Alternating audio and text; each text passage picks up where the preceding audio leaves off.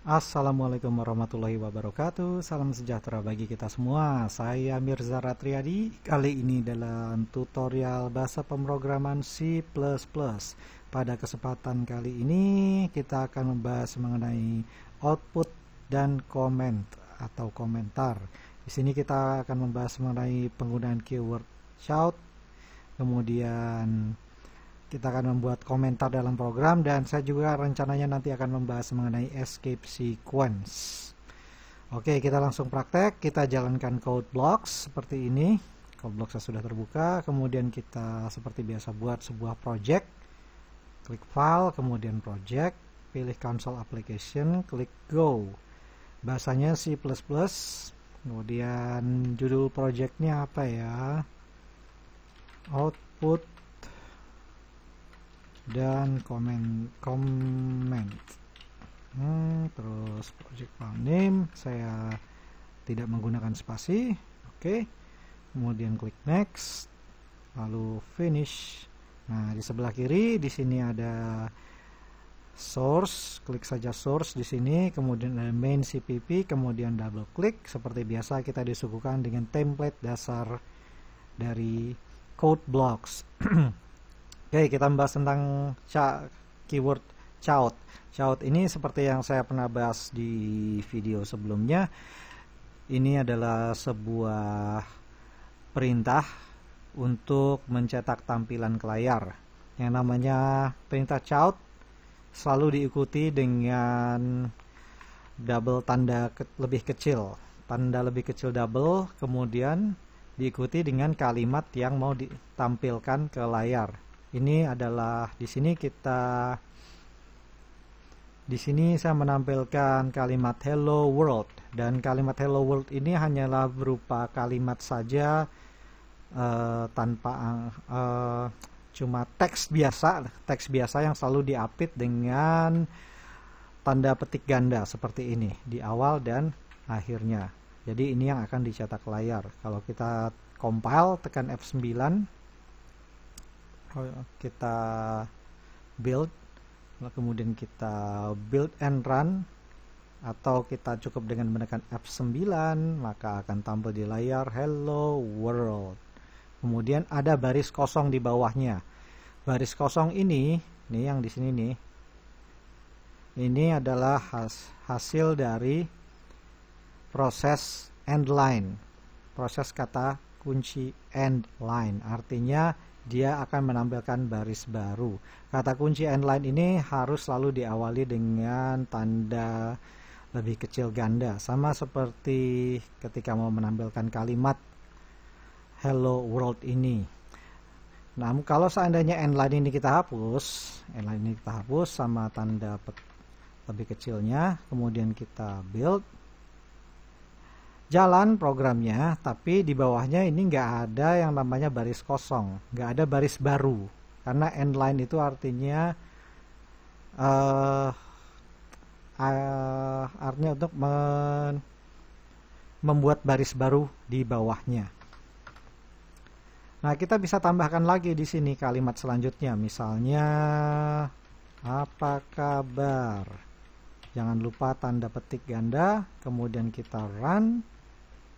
Nah, di sini tampil hello world, apa kabar, tapi nempel. Kenapa nempel? Ya, karena nggak ada karena yang namanya C++ itu selalu mengignore yang namanya spasi, ruang kosong seperti ini. Ini diignore sama dia. Nah, ngakalinnya supaya ada pemisah, ya tambahin saja di sini spasi di bagian sini atau di bagian sini. Ya, misalnya ya di bagian apa kabar deh, tambah spasinya. Kita jalankan lagi. Nah, di sini jelaskan kelihatan apa kabarnya dipisah dengan spasi sehingga tampilannya lebih enak dilihat. Oke, untuk kita bisa nambahkan baris baru di bawahnya. Di bawah cout ini kita kasih cout lagi, kemudian tanda lebih kecil ganda, kemudian tanda petik ganda. Kita ketik kalimat siapa namamu. jangan lupa titik koma. Jangan lupa titik koma di setiap akhir baris perintah. Kemudian kita compile lagi. Nah, di sini hello world, apa kabar? Siapa namamu? Siapa? Typo. Oke. Ini coba lihat nih, siapa namamu ini saya pengennya ada di bawah, tapi kok dia nempel sama baris pertama. Jadi satu baris aja. Harusnya dia ada dua baris. Karena apa? Karena endline-nya tadi dihapus. Harusnya saya tambahkan kalau endline yang nggak dihapus seperti ini. Nah, endline. Nah, ini kalau saya compile. Nah, baru di sini hello world, apa kabar? Siapa namamu? Nah, siapa namamunya berada di baris ke bawah. Jadi artinya endline ini mengakhiri baris yang ada di sini untuk membuat baris baru yang ada ke bawah, yang ada di bawah. Ini siapa namamu? Nah, lebih enak dibacanya. Oke, gimana? Jelas nggak? Gampang ya ini, simple kok. Oke, kata kunci endline ini sebenarnya bisa diganti dengan kata kunci lain yang dinamakan dengan escape sequence. Escape sequence itu begini, ini sebuah keyword yang diawali dengan tanda backslash, kemudian escape sequence mana yang mau ditampilkan. Contoh gini, ini ada tabel escape sequence. Contohnya saya akan menggunakan escape sequence backslash n. Backslash n ini artinya line feed new line. Artinya kita akan membuat baris baru. Fungsinya sama dengan endline, hanya saja bedanya kalau escape sequence ini bisa kita sisipkan di dalam string, di dalam kalimat yang mau kita tampilkan di sini yang diapit dengan tanda petik ganda ini. Contohnya kita taruh di sini n, kemudian kita compile. Nah, hasilnya sama seperti endline tadi, hello world, apa kabar? Kemudian ada baris baru di bawahnya, siapa namamu. Kalau seandainya escape sequence kita hapus, kita compile ulang. Nah, lihat, hello world, apa kabar? Siapa namamu? Jadi satu baris. Siapa namamu jadi satu baris yang sama dengan baris yang di atasnya. Jadi pakai escape sequence ini bisa berguna escape sequence n ini, new line ini sebagai pengganti end line. Anda silakan mau pilih yang mana aja, mau pakai end line atau escape sequence sama saja untuk membuat baris baru. Escape sequence nggak cuman fungsinya untuk membuat baris baru, ada contohnya bisa membuat tanda petik tunggal atau tanda petik ganda, terus tanda tanya. Contohnya di sini, ini saya coba praktekkan. Apa kabar ini? Apa kabar ini, tanda tanyanya bisa kita ganti dengan escape sequence. Escape sequence tanda tanya. Apa kabar? Nah, kalau misalnya kita compile, gimana jadinya? Nah, sama kan? Apa kabar? Gitu. Jadi escape sequence ini untuk menampilkan karakter tertentu fungsinya. Mau dia new line, mau end line, tanda petik ganda, tanda petik tunggal, atau tanda tanya, bahkan tanda seru. Oke. Kita pakai escape sequence single quote. Siapa namamu?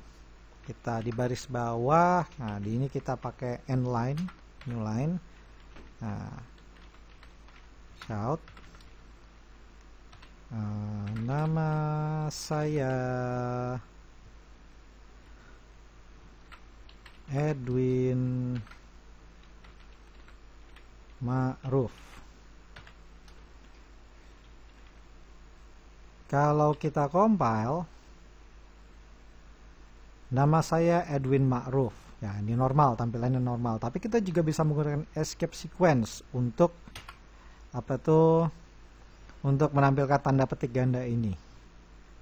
Kalau kita compile ulang, hasilnya sama, Edwin Ma'ruf. Begitu. salah satu fungsi escape sequence lagi. Contohnya horizontal tab, yaitu memberikan pemisahan tabulasi. Contohnya gini. Nama saya Edwin Ma'ruf. Atau di sini deh saya kasih di sini. Ini saya hapus. Di sini saya kasih T tab. Nanti ini jarak hasilnya ini akan nanti kalau dikompil nanti ada jarak nih antara hello world dan apa kabar ini. Coba kita compile. Nah, ini hello world apa kabar? Di sini ada jarak 1 2 3 4 tabulasi sebagai pemisah. Itu salah satu kegunaan escape sequence.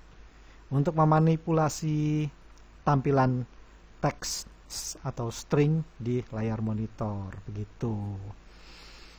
Oke, itu mengenai escape sequence. Saya nggak akan bahas semuanya. Kemudian saya akan membahas yang penting, yakni komentar dalam program. Komentar.